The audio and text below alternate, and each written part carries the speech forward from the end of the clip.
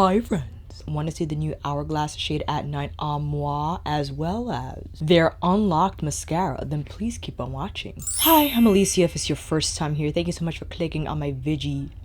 And if you are returning, well, thank you for visiting me again. Kinky Sweat stands for my kinky hair and sweat life. I'm a fitness professional who loves things all movement and beauté. If you want to check out what I do in between the makeup, so head over to my Instagram. I got this in the mail today. I was quite intrigued upon seeing the image on the Instagram. At night, looked to be very red in tone. It actually looks more red on the photographs than it does in real life. Dare I say, it takes on more of a maroon type of shade. In addition to that shade, they released Sublime Flush as a single, but Sublime Flush actually exists in the Ghost Holiday palette that released last year in 2019. We get frustrated with Hourglass because their cheek products are very limited in depth of color. The bronzer shades, I really wish that hopefully they will develop a base shade that is deep enough to swirl with the bronzer shades, because usually with the bronzer shades what happens is that they have like the base ambient light powder and then they have the actual bronzer shade. So they need to develop a deeper ambient powder to swirl in with a deeper bronzer shade to get this marbleized compact, which is beautiful. It is beautiful. I think Hourglass has one of the most outrageously sublime powder products on the market. We just need to expand the color spectrum a little bit, Hourglass, okay? And the best face palette they have ever released was the Unlocked Edit palette. I got this, I think, in 2018, which the bronzer shade, although still not deep enough, it was better than most of the ones they already had in their line, as well as the cheek color and the highlighters. This palette was just, it's beautiful. The mascara is not new. I held off because, of course, a huge thank you to Pat McGrath for sending me the Dark Star mascara. That definitely saved me some mascara money. Yes, I'm not going to lie about that. But I saw Kelsey. Hi, Kelsey. Kelsey's July favorites, and she mentioned the Hourglass Unlocked mascara and how it's a tubing mascara. I'm like, maybe that could be good for my lower lashes, although quite expensive for a lower lash mascara, but I've done worse things. It's okay. Hopping on the website here to give you some product details. Complexion powder, no, that's not it. I clicked the wrong thing. Makeup, cheeks, I have to click on cheeks. How's the lighting? I don't even know right now. It's 4:53 where I'm at, so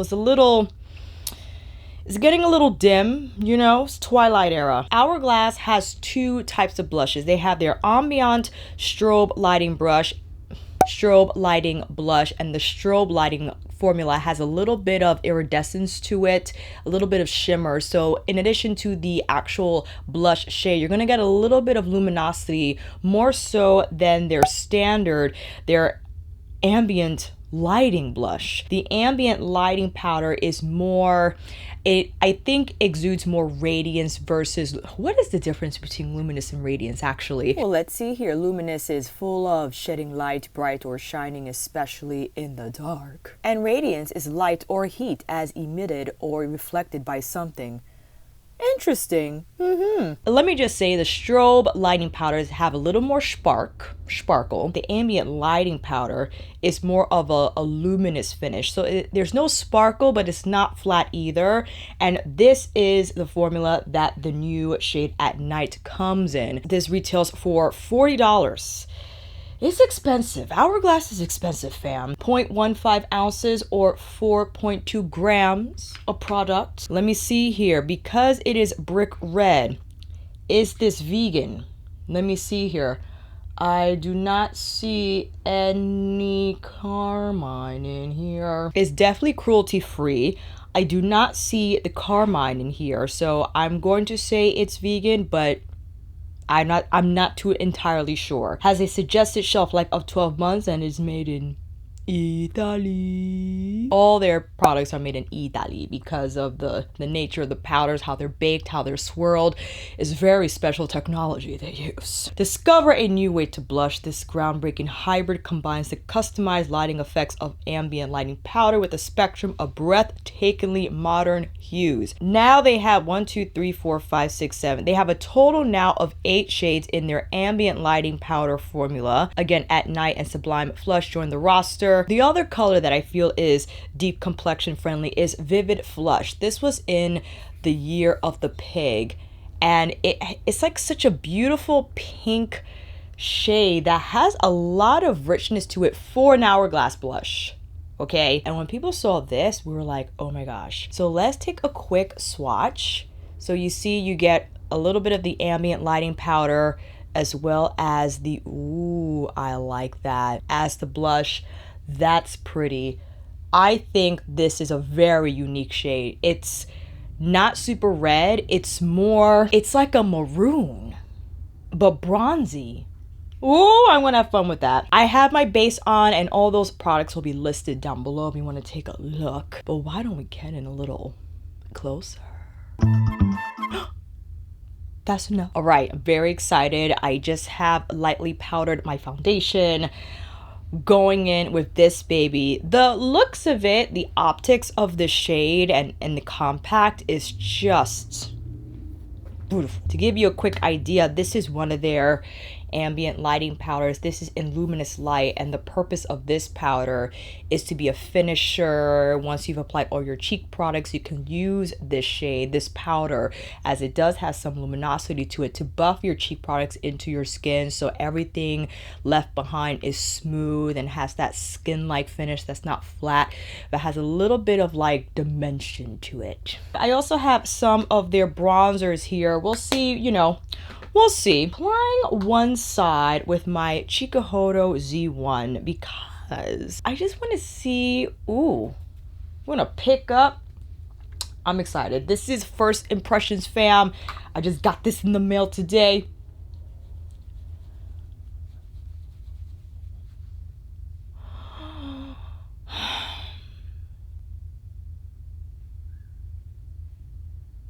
First of all, I know I picked up a lot. This is a squirrel hair brush, so will not pick up as much as a goat hair brush.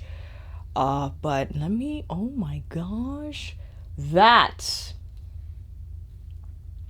nice. That from, you don't understand. Hourglass blushes are very popular because they go on light and you can layer them, right? They're really for the person who is afraid to wear blush because all their attempts in applying blush ends up disastrous. This though, color on the first go.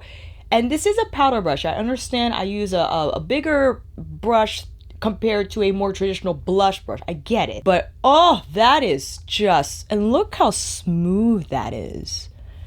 It just melts into the skin. Oh my gosh. And I brought it high on the cheekbones because I also love to sculpt with blush. I like to use it to create sculpt on the face, add a little dimension. Because remember, you don't have to use bronzer and contour to, or just rely solely on those products to apply on the hollows of your cheeks. You could certainly use a blush that's in a deeper hue like this to create some sculpt and definition.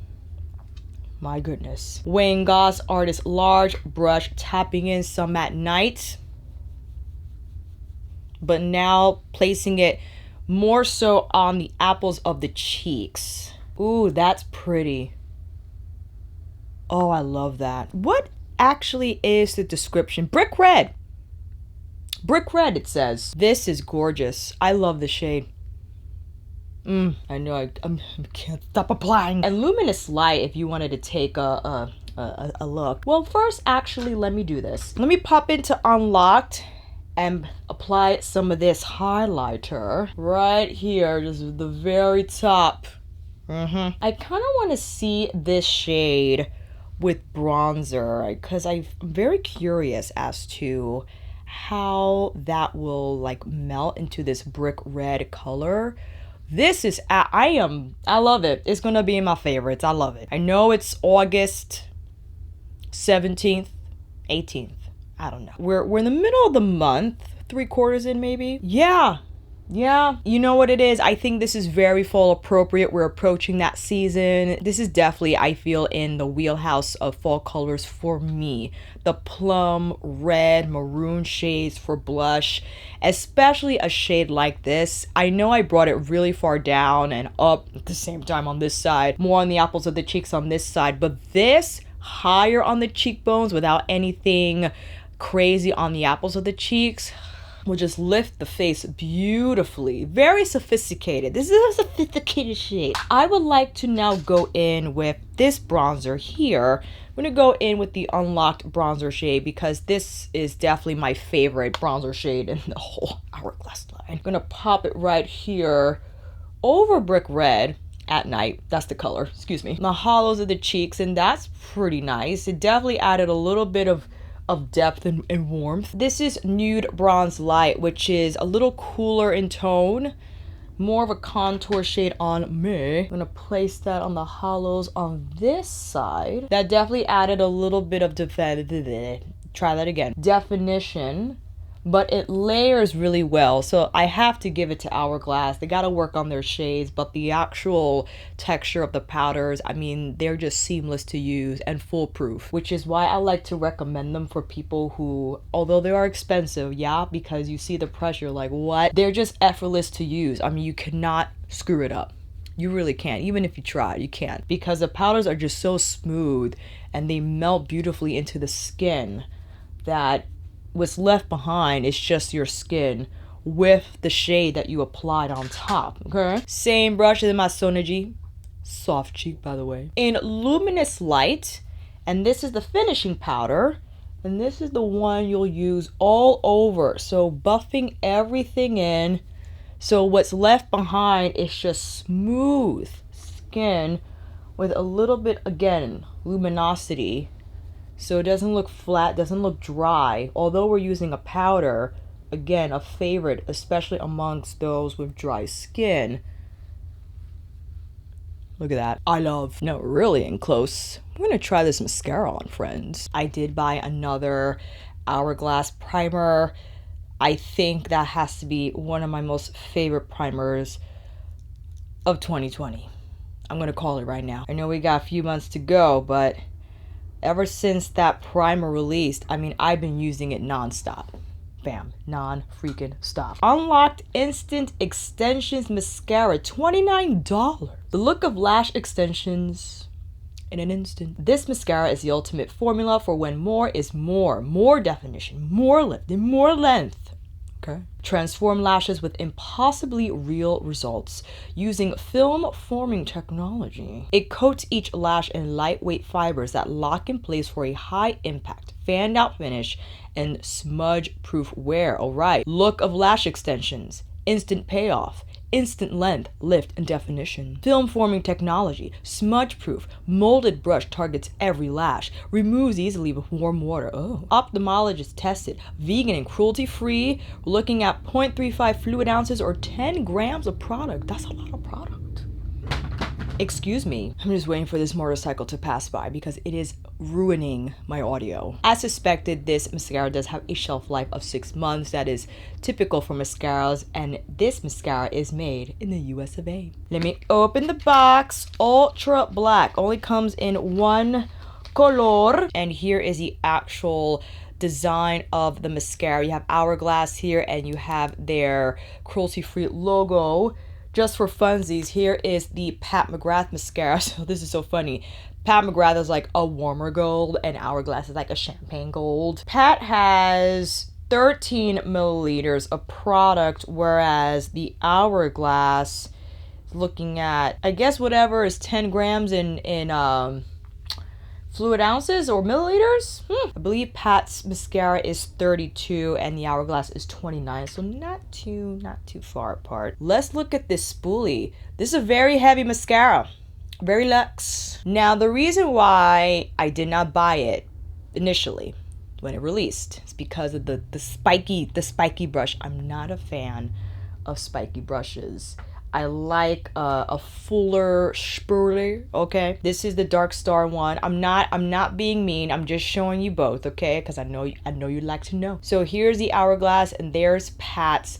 But Kelsey said she really liked it. I'm not holding her to it, you know. I trust her, okay? So if she likes it, great. And if I don't like it, it's not her fault, okay? It's my fault for being difficult. Let's see here.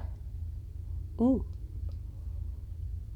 So the reason why I was like, oh, spiky brush is because I feel the spiky brush sometimes, or I guess all the times that I used it, kind of gives me like that spottery looking lash, and I'm not a fan of that, you know what I'm saying? But so far so good. I'm hitting it at the base of my lashes, and I'm not going through them. I'm just punching the wand onto the base here. Okay, and I'm combing through them as I'm pulling the spoolie up the lashes. Now I'm going meow, meow, meow. I mean, I got lashes, that's for sure. I'm going through them again. Let me go on the bottom lashes. I'm very curious. I'm like, is this gonna not smudge? If this doesn't smudge, fam, I'm gonna be thrilled. Oh, I like how it makes my lower lashes look. And this mascara wand is definitely easier on my lower lashes than the Dark Star wand is. The Dark Star wand from Pat is very lush and big, so I like it for my top lashes, but could be a little tricky because see how it narrows out towards the end of the spoolie?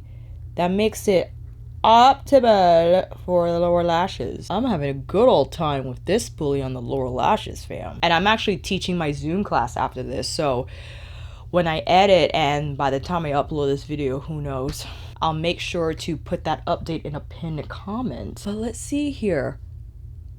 They're still drying, so let's pop this back in because I want to apply, oh, excuse me, a second coat because this is looking a little funky. It's not, that's just how my lashes are on this side. These are my rehearsal lashes. These are the Showtime lashes. You could clearly see how they look more fanned out and even on this side, and this side is like, what's happening?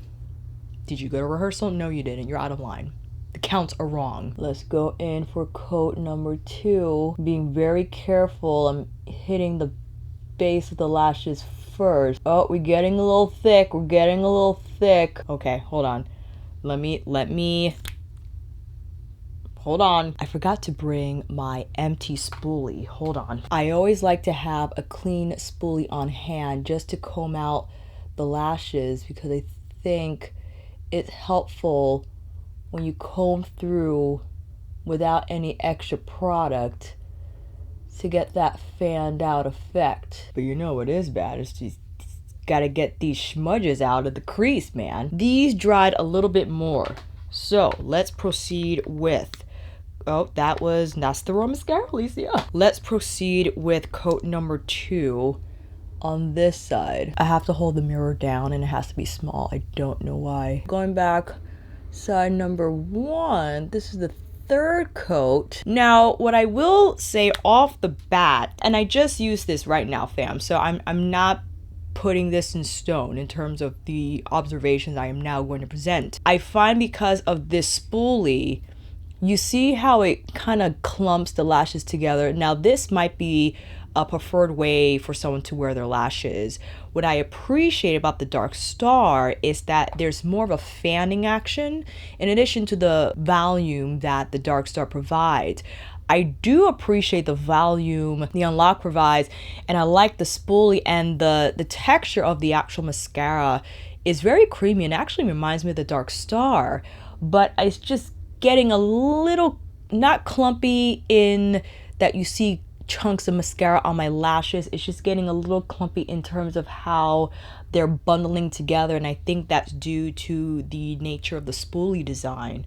However, this is killer for my lower lashes. I really like how this applies mascara on the lower lashes. I think because, again, the spoolie is a touch smaller than the Dark Star. The actual mascara is very, very black.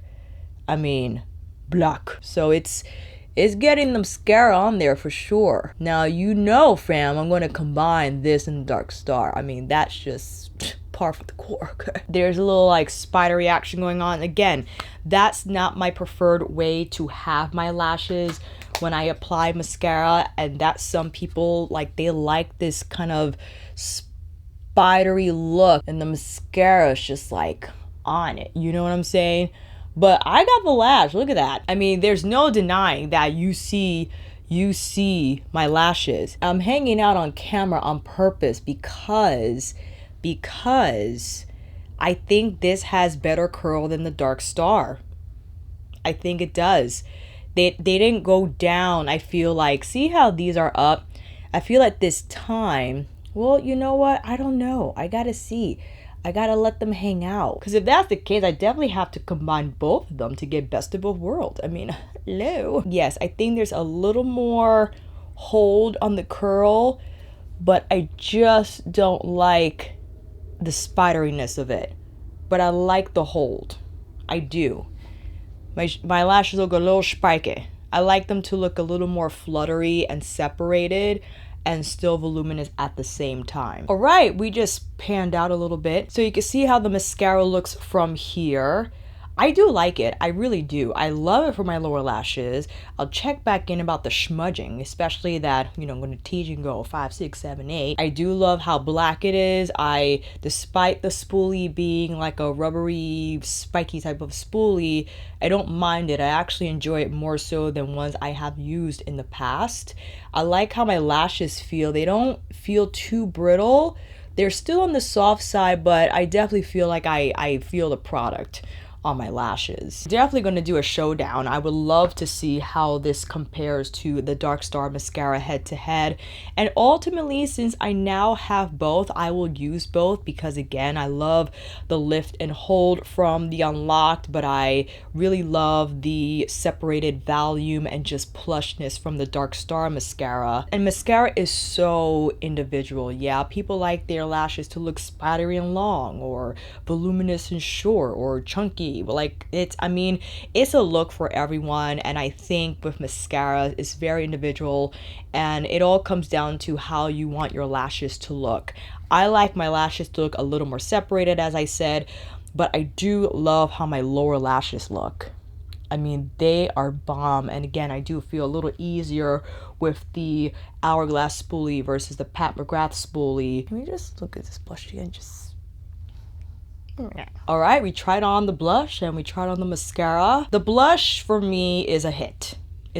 I know this is first impressions. I am in the honeymoon stages with the product that I kind of already knew I was going to love just based on how the photographs looked online and the shade description, brick red. I mean, you can't go wrong with a red tone blush. But to do it in a way that's so sophisticated and just the hue is not, because brick red for me is not like, you know, cherry from MAC, the lip liner. It's not like a blue based red. It's more of a warmer maroon type of red that I feel is just, I think is more universal than most tones. And entering fall, I think is just an ideal shade to add in your wheelhouse of blush shades that you like to wear during the fall season. Especially beautiful if you wear higher on the cheekbones, but also lovely on the apples of the cheeks to create that flush effect on your face. I do like the mascara. I'm liking it more than not liking it for sure. I'm going to keep trying it, but I like it. I like what it does. I love the lift, and I love how I can see my lashes, how black they are. It's a little too spidery chunky for me, and I think it's just a matter of me playing with it more. And again, I'm going to combine it with Dark Star, see what that does. Back to the blush. If you clicked on this video and was relying on a recommendation from me and you are deeper complected than me, I think you will really love this color. I think it's going to show up on you and you'll have better luck with this color versus like Sublime Flush that came in the Ghost palette. This is like a lilac shade that, I mean, barely on me. The richness of this shade, the hue of this shade, I think it's going to deposit a little more color, a little more flush on the cheeks for you. If you're lighter than me, you can definitely get away with at night, but you probably have to be a little more careful. Maybe use a brush that's not as packed, a little more fluffier, maybe a longer strand so it doesn't pick up as much product, nor will it deposit a lot on your face. So you have a little more control with that application. If you're around me, medium light tan, this is a hit for you. I mean, come on. The hue is perfect. Absolutely perfect. I'll get back to you on the mascara, but again, liking it more than not liking it. And yeah, that's about it. That's all I got for you today, fam. Let's see if I could get this video under 25 minutes. Let me know if you recently picked up anything from Hourglass, what you have your eye on, if you picked anything up from the Sephora sale. And until then, fam, that is a wrap. Thank you all so much for watching. I hope this video helped. And if you like this video, please give it a thumbs up and maybe consider subscribing to my channel. And until then, I'll see you on here again with another review, tutorial, Hourglass, mini haul, monthly favorites, or nightly live chit chat. Take care, and I will see you again soon.